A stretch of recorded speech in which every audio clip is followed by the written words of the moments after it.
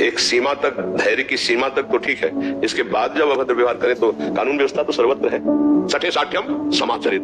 दुष्ट दुष्ट की ही भाषा समझता है, वो शांत साम भाव समझ ही नहीं सकता है। दुष्ट को समझाने के लिए फिर दिनकर काल रूप में भ्राता भगवान भी कहते हैं, उनके लिए मैं काल स्वरूप धारण करता हूँ। तो फिर कानून बल अपनी रक्षा के लिए जितना उचित है उतना उपदेश कर दिया, और स्वयं कोई ऐसा दंड विधान न करें, वो आपका अपमान कर देंगे। आप बताइए, आपको प्रणाम करते हैं? नहीं, जवाब ही नहीं देते। मैं उनको प्रणाम करती हूँ, पर वो नहीं, प्रणाम करके बच जाओ, बस यही है। किरण शर्मा जी, ऑस्ट्रेलिया से।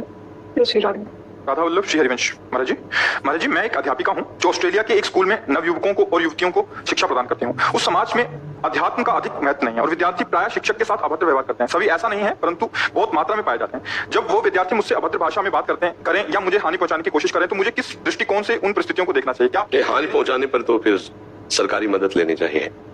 हानि पहुंचाने पर, फिर जब हानि पहुंचाने वाली बात आवे तो वहां धैर्य या सहनशीलता ये पाठ नहीं पढ़ा जाता, वहां फिर कानून का सहारा लेना चाहिए और अपनी रक्षा करनी चाहिए। क्योंकि नवयुवक बच्चे हैं, अगर आप इस तरह से सहनशीलता का पाठ अपने में पढ़ेंगे तो आगे बढ़ सकते हैं, वो अभद्र व्यवहार की सीमा तक पहुंच सकते हैं। इसलिए हम ऐसा उपदेश नहीं करेंगे कि आपको सहन करना चाहिए। जब उस एक सीमा तक, धैर्य की सीमा तक तो ठीक है, इसके बाद जब अभद्र व्यवहार करें तो कानून व्यवस्था तो सर्वत्र है ना? हाँ, उसका सहयोग लेना चाहिए, लेकिन जहां तक हो सके एक सीमा है, जहां तक लगता है कि हम गुरु पद पे हैं, शिक्षक का मतलब गुरु पद पे हैं, अगर हम इन्हें प्यार से समझाते हैं और ये समझ जाते हैं तो ठीक है। अगर नहीं समझते और सीमा पार करते हैं तो फिर कानून का सहारा लेना चाहिए। क्योंकि आजकल ऑस्ट्रेलिया में क्या कहीं भी हो, जब धर्म का और धर्म शास्त्रों का आश्रय नहीं होता तो बुद्धि में कुमति, दो प्रकार की बुद्धि होती है, एक सुमति और एक कुमति, ये सबके अंदर रहती है, बुद्धि में दोनों रहती है। जहां हमें अध्यात्म का सहारा मिल जाता है तो हम कुमति को दबाकर सुमति को बढ़ाकर एक अच्छे व्यक्तित्व वाले बनते हैं। बोले यार, ये तो देवता है, मनुष्य रूप में देवता है। हम किसी किसी को ऐसा भी कहने लगते हैं, क्या तो साक्षात भगवान है, क्योंकि उसने कुमति का नाश करके सुमति को अपने अंदर जागृत कर लिया।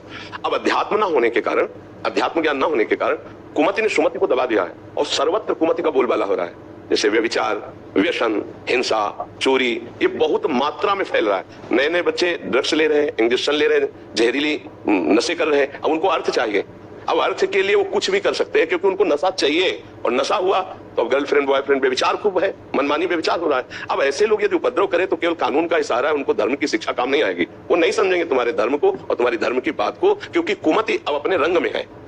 जैसे राक्षस है तो उस राक्षस को विनय के द्वारा काबू नहीं किया जा सकता, राक्षस को दंड विधान के द्वारा ही काबू किया जाता है। तो जब कुमति अपना स्वरूप धारण करती, रंग लाती, तो राक्षस बन जाता है। जैसे मोबाइल से गंदी बातें देखी, गंदे आचरणों की अंदर प्रबल वेदना हुई और कई बच्चे मिलकर के ऐसे, फिर इसके बाद वो अपने बचाव पक्ष में आग लगा देते हैं। ऐसे मार, ये इसको आप क्या कहेंगे? मानवता कहेंगे या राक्षस कहेंगे? राक्षस शब्द है ना।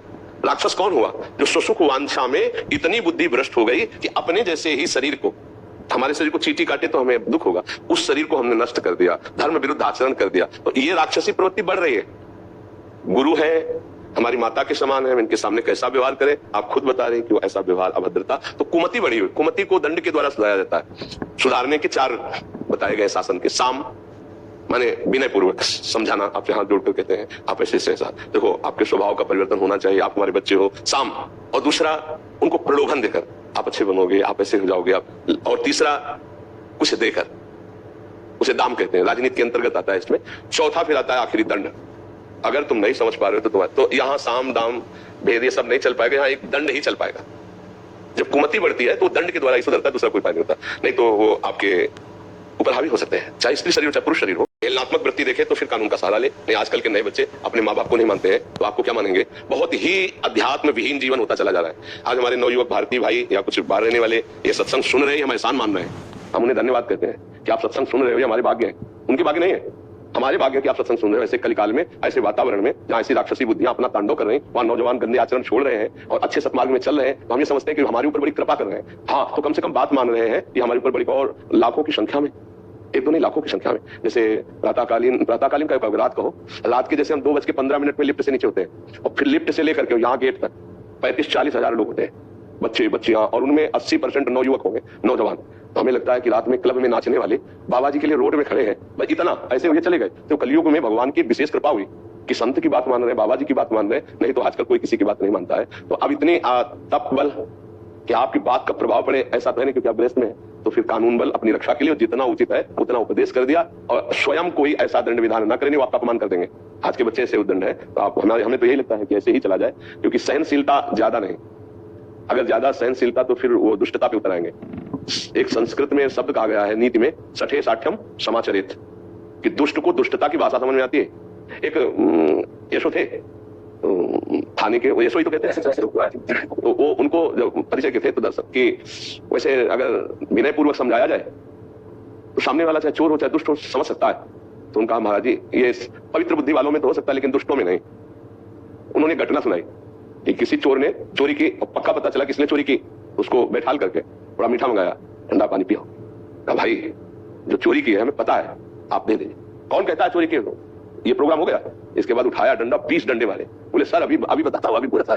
तो उनका ऐसों के लिए मिठाई और पानी हाथ जोड़ना, सटे साठ्यम समाचरित। दुष्ट की ही भाषा समझता है, वो शांत साम भाव समझ नहीं सकता है। दुष्ट को समझाने के लिए फिर जिनकर काल रूप में भ्राता भगवान भी कहते हैं, उनके लिए मैं काल स्वरूप धारण करता हूं, तब उनकी समझ में आता है। नहीं वैसे हाथ जोड़ने वाली भाषा उनको समझ में नहीं आती। तो आजकल दुष्टता बढ़ रही है, नहीं बढ़ रही। गुरुजनों का आदर, माता पिता का, वैसे पढ़ने वालों में तो विनय बढ़ना चाहिए। विद्या विनय में ददाति, विद्वान या विद्या संपन्न को तो विनय, लेकिन आज की पता नहीं कैसी विद्या है कि वो उद्दंड बना रहे हैं, नहीं बना रहे हैं। संतों के प्रति अश्रद्धा, शास्त्रों के प्रति अश्रद्धा, माता पिता की मर्यादा से रहित वार्ता करना, उद्दंडता करना, टीचर से गुरु की भावना न रखना। अब वैसे अपने लोग जब जाते थे तो पहले हर टीचर को प्रणाम करते थे, नहीं ऐसे कर, और फिर प्रार्थना होती थी।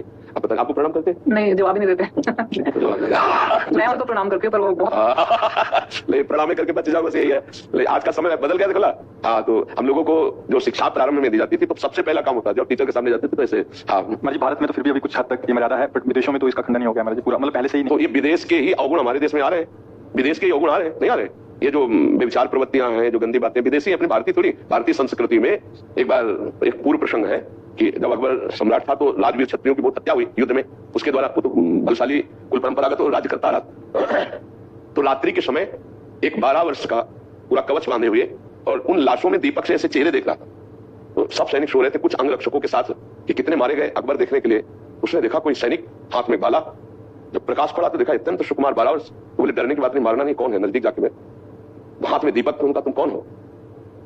मैं सम्राट अकबर आपसे जानना चाहता हूं, आप कौन है? और निर्भय रहिए, मैं आपको दंड नहीं दूंगा, कोई अपराध आप नहीं कर रहे, पर इन सबों में क्या देख रहे हैं? उसने कहा मैं कोई पुरुष नहीं हूं, मैं एक भारत की राजकुमारी हूं और मेरा पति युद्ध में मारा गया, जो होने वाला था, समझ रहे, तय हो गया था। पहले कम अवस्था में ब्याह होते थे ना, तो उनका हुआ नहीं था, तो दूसरा कर लीजिए। बोले हम भारतीय एक बार जिसका वर्ण करते हैं आजीवन उसका निर्वाह करते हैं। तो बोले 100 क्यों ढूंढ रहे हैं?